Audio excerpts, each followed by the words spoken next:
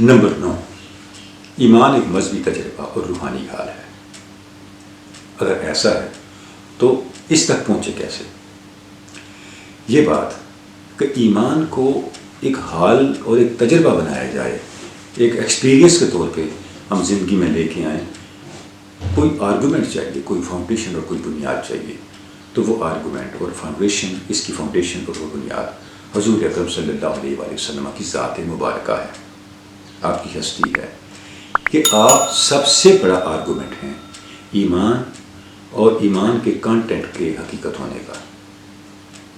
کیونکہ ہم جن باتوں کو غیب کے طور پہ مانتے ہیں وہ حضور اکرم صلی اللہ علیہ وآلہ وسلم کا مشاہدہ ہیں۔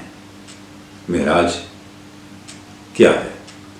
معراج حضور اکرم صلی اللہ علیہ وآلہ وسلم کا سفر ہی نہیں ہے، بلکہ معراج اللہ رب العزت کی طرف سے ہمارے لیے ایمان کے کانٹینٹ کو مشاہدہ بنانے کا اہتمام بھی ہے۔ جتنا حضور اکرم صلی اللہ علیہ وسلم کی ذات مبارکہ میں ہمیں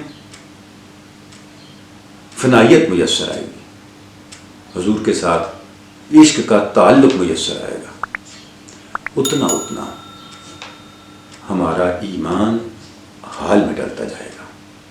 لیکن یہ عشق اور حضور کے ساتھ یہ وابستگی اور حضور کی ذات میں فنائیت، حضور کے مقام کی آگہی اور اس کی معرفت کے ساتھ آگے بڑھنا چاہیے، کیونکہ حضور کی عظمت اور حضور کی معرفت اور حقائق ایمانی کے بارے میں حضور کے مشاہدے سے آگہی اور اس پر یقین، یہ وہ راستہ ہے جو ہمارے ایمان کو ایک حال میں بدلتا ہے، ایک زندہ تجربے میں بدلتا ہے۔